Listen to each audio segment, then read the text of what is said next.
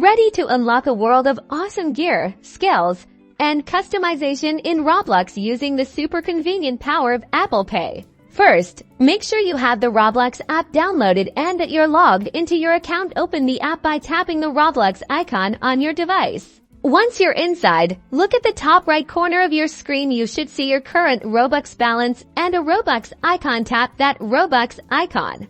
This will take you to the Robux purchase page here.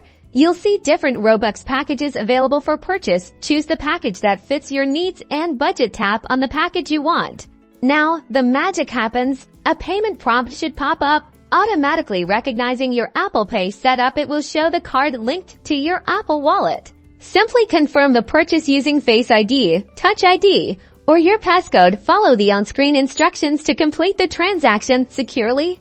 And just like that, your Robux will be instantly added to your account.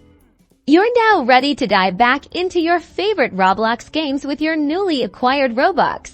Go ahead and spend your Robux on cool avatars, game passes, or anything else your heart desires. Remember to always be mindful of your spending and enjoy your Roblox experience. If you found this tutorial helpful, give us a thumbs up and subscribe for more Roblox tips and tricks. Now go have some fun!